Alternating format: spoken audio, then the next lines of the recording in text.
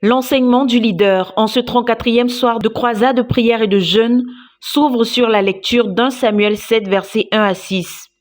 Samuel avait enseigné tout Israël et son enseignement a produit le réveil. Il a enseigné systématiquement pendant 20 ans avant de créer la faim dans les cœurs de la nation pour qu'elle revienne à Dieu. Le chapitre 7, versets 15 et 16 ressort que Samuel faisait une itinérance routinière chaque année et ceci pendant 20 ans. Samuel avait transformé les villes de refuge en centres d'enseignement. Il a fait son travail de manière méthodique, consciencieuse, régulière, explique l'orateur. Plusieurs d'entre nous sont des apôtres du tout hasard. Nous suivons nos émotions, nous n'avons pas défini notre travail ni planifié notre ministère pour l'exécuter de manière méthodique. L'arche de l'Alliance avait été enlevée de Béthel. Elle était dans la maison de Nadab. Mais Samuel n'a pas été charnel en leur disant de manière administrative là où l'arche devait se trouver. Il savait que la prise de l'arche et le fait que l'arche était loin du tabernacle était quelque chose de spirituel. Le tabernacle représentait Israël et l'arche de l'Alliance représentait la place de Dieu dans la nation, son trône, sa présence. C'était un symbole de la présence de Dieu au milieu d'Israël. Quand Israël devait camper dans l'Ancien Testament, les tribus étaient positionnées de sorte que le tabernacle soit au centre. Et même quand ils devaient s'installer en Canaan, leur lotissement était attribué en fonction de la position du tabernacle. Après que les fils pervers d'Élie aient enlevé l'arche du Saint des Saints pour l'emporter au champ de bataille comme un talisman et qu'elle avait été prise, Samuel avait compris que ramener l'arche n'équivalait pas à ramener un symbole dans la nation d'Israël, mais qu'à moins que Dieu ne soit revenu dans la nation, y ramener l'arche ne signifiait rien. Il a donc ramené l'arche en travaillant à ramener la nation à Dieu pendant 20 ans par l'enseignement. On ne ramène pas une nation à Dieu du jour au lendemain, poursuit-il. Pour Samuel, le fait que l'arche n'était pas dans le tabernacle voulait dire qu'Israël s'était détourné de Dieu. C'est pourquoi il a enseigné de lieu en lieu et d'année en année pendant 20 ans. Il a fallu 20 ans d'enseignement à un homme aussi rempli de Dieu que Samuel avant de produire un peuple qui veut Dieu. Après ces 20 ans, Dieu a commencé à manquer au peuple d'Israël. Samuel leur a dit alors, « Si c'est de tout votre cœur que vous revenez à l'Éternel, enlevez les idoles. » Ainsi, le retour à Dieu comporte le déracinement des idoles. Mais si on dit à des gens qui ne désirent pas retourner à Dieu d'enlever les idoles, ça n'a aucun sens.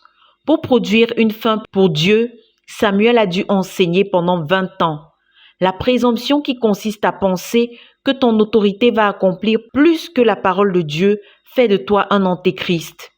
Demander aux gens de faire ce que tu n'as pas enseigné, c'est être présomptueux. La pensée qu'on a que les gens vont suivre parce qu'on a donné des ordres sans enseigner doit prendre fin. La première leçon d'être parent est que nous n'avons pas ce qu'il faut pour mouler les hommes. Ce qui transforme les gens, c'est la parole de Dieu enseignée, insiste le leader, avant d'inviter les saints à prier, que Dieu ôte l'ignorance des cœurs des dirigeants qui consiste à avoir l'arrogance et la présomption de penser que leur autorité peut accomplir plus que ce que la parole de Dieu peut produire. Dans le Nouveau Testament, les églises qui étaient devenues utiles à Dieu, qui s'étaient développées pour devenir des méga-églises, étaient des églises où on enseignait, reprend l'orateur. À Jérusalem, les apôtres ont enseigné et enseigné. Les miracles produisent la foi, mais l'enseignement produit la maturation et les convictions. Si nous voulons des gens mûrs et convaincus, nous devons enseigner. L'église de Jérusalem est devenue une méga-église et a produit des dirigeants mûrs. Si tu n'enseignes pas les gens de sorte qu'ils connaissent le Dieu que tu connais, pour qu'ils puissent se tourner vers ce Dieu, prépare-toi à être leur Messie. Tu vas guérir toutes leurs maladies et résoudre tous leurs problèmes. Revenons à donner Dieu aux gens, implore-t-il. L'apôtre Paul a pu déclarer être libre du sang de tout homme pour avoir enseigné jour et nuit pendant 3 ans.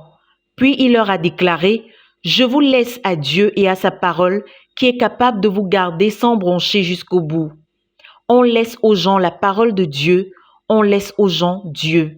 C'est la parole qui sanctifie. Parlant de la manière dont il faut gérer l'enseignement, le frère Théodore explique qu'il faut tenir compte du background culturel de ce qu'on enseigne avant d'ajouter. Pour le salut, on prêche la parole. Pour la sanctification, on prêche aussi la parole. Et quand le niveau de sanctification augmente, le niveau de discipline aussi augmente. Revenons à l'enseignement pour amener nos gens à Dieu, pour produire la crainte de Dieu, la connaissance du péché et l'abandon du péché. L'on n'a pas droit à Galates 6.6 de par sa position de dirigeant. Galates 6.6, c'est ce qu'on donne par gratitude à la parole vivante qui a été enseignée et qui a transformé les gens. Et il ne s'agit pas que d'enseignement, mais d'enseignement qui produit de l'impact. Tu n'as rien à réclamer des gens si tu n'enseignes pas. Ton salaire provient de ton travail, de ce que tu as fait, de ton ministère. Ton salaire provient de ton service si tu es un serviteur. Donc si tu veux même de l'argent, fais ton travail, enseigne. Si tu es un pasteur, la Bible te demande de paître ton troupeau. Ton travail doit te nourrir, c'est là l'économie de Dieu. Samuel a investi 20 ans d'enseignement, mais pas juste de l'enseignement, c'était de l'enseignement qui a produit le réveil. Tout comme nous avons vu hier qu'il n'a pas juste prié, mais qu'il a investi de la prière qui a apporté des victoires. Ainsi, l'enseignement est l'un des outils dont Samuel s'est servi pour bâtir la nation. L'enseignement qui ramène les gens à Dieu, qui donne Dieu aux hommes. Et puis, il les a conduits à jeûner, à la repentance, à la recherche de Dieu, à donner, à faire des sacrifices. Ils étaient pauvres, mais le chemin de retour à Dieu exige le don. Alors Samuel leur a dit d'aller puiser de l'eau pour la donner à Dieu. C'était une offrande qui ne faisait pas partie de la liste des sacrifices cités en Lévitique. La religion ne peut pas nous sauver, fait-il remarquer. On ne peut pas amener les gens à un Dieu que nous-mêmes ne connaissons pas. Dans ce passage, on retrouve le message de Berthois, l'enseignement, le jeûne, la prière, le don, le déracinement des idoles. On comprend alors que Samuel vivait dans la communion avec Dieu, conclut le leader. De Koumé pour la RTVC, Cynthia Siaka.